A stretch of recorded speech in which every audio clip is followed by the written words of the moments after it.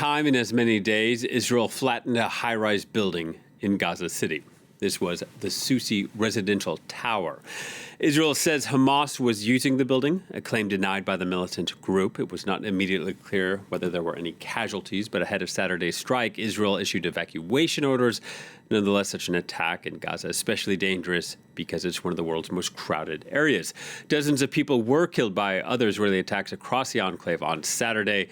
Joining us from Amman, Jordan, is Tamara Alfirai from UNRWA, the UN Agency for Palestinian Refugees. Hello to you, Tamara, and thank you for speaking to Paris Direct. The Israeli military has said it's going to be targeting high-rise structures like this. For viewers not familiar with how dense Gaza is, could you explain how dangerous strikes like these are for the ordinary Palestinian men, women, and children living in the area?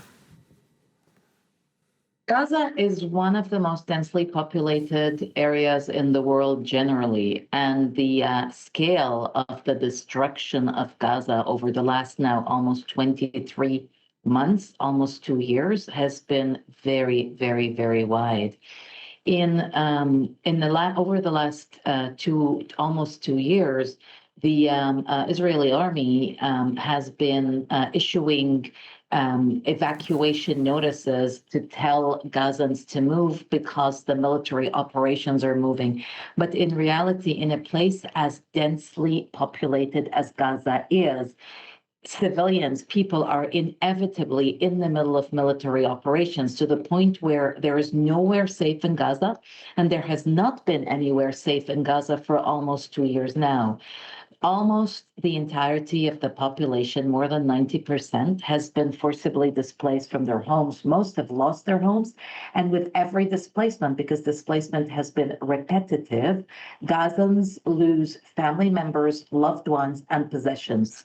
That in the middle of course, an acute humanitarian crisis and famine declared in the north of the Gaza Strip. Yeah, and these evacuation warnings that we saw Israel issue told residents to go to, quote, a humanitarian zone. Where is that zone? What provisions are there? And how safe would such a zone be? People have been asked to move to the south, the southern part of the Gaza Strip. But as a reminder, the entirety of the Gaza Strip has undergone military operations, to the point that 86% of the Gaza Strip is considered to be a military zone. This means that the Israeli army, the Israeli authorities are asking nearly or over 2 million people to be crammed in less than 15% of the territory that was already extremely packed before. But in the south, there is very little in terms of urgent humanitarian supplies, starting with tents. Tents are extremely rare in Gaza, and where they are overcrowded and unsafe. I mean, how much can a tent protect from bombardment? There's also very little access to clean drinking water, which is why we have seen a spreading of waterborne diseases, including diarrhea. There's very little access to food, especially with the very high restrictions on the United Nations and other humanitarian agencies, food trucks and aid trucks. So it's extremely dire all over the Gaza Strip. Yeah, you laid out very well there, very accurately. And after a 7-day trip to the region last week, 2 U.S. senators accused Israel of ethnic cleansing in Gaza and the occupied West Bank. Is that what it looks like to you? What it looks like to me and to UNRWA, the largest humanitarian agency in Gaza, is that a ceasefire has to kick in. The hostages have to be released. A flooding of humanitarian assistance, food, medicines, and other urgent supplies, including hygiene kits for women, have to go in. And this conflict now is nearing 2 years, has caused immense damage to Gaza, to Gazans, to school children. They're not going back to school. Most of the schools have been damaged.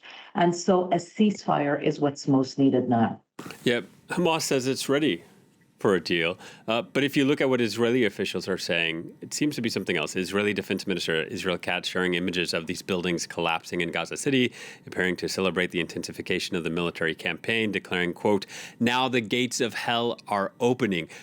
For you, is Israel operating in a way that is assuming in advance that the peace talks will fail?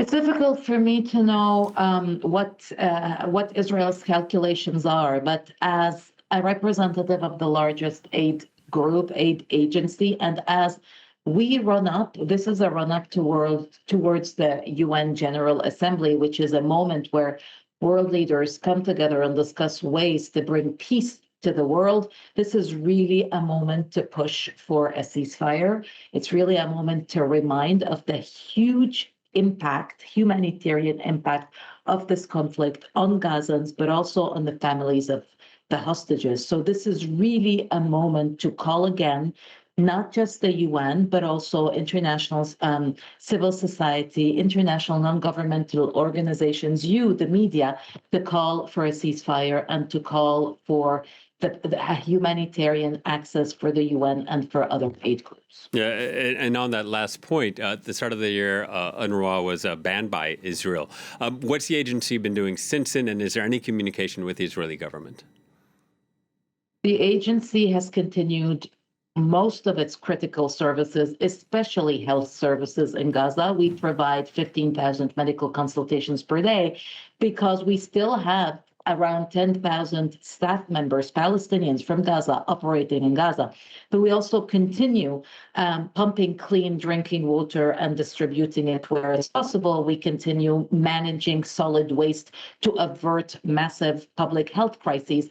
And in the West Bank, the occupied West Bank, our schools continue to receive children also thanks to our Palestinian Staff Corps. So most of our services continue in the occupied Palestinian territory, despite these laws that restrict the work of UNRWA and put a ban on the presence of international staff in the occupied Palestinian territory. And finally, one last question. Several weeks ago, famine was declared in parts of the Gaza government. And based on that data, they said the situation could even be worse in the northern part of the enclave, but there wasn't enough data to declare famine there. Since then, Israel's operations have expanded in Gaza City. What do you think, if things continue as they are now, what do you think things will look like over the next coming weeks? They can only get worse. Famine is 100% man-made in the case of Gaza. It is triggered primarily by the restriction imposed by the government of Israel on the entry of trucks of aid, of food, of medicines, of other supplies. But also, this famine comes as a result of, or even on top of, the massive devastation of this conflict. So while famine was declared in parts of the Gaza governorate in the north, it was anticipated that it would soon spread to the middle part areas of Gaza. So things can only get worse.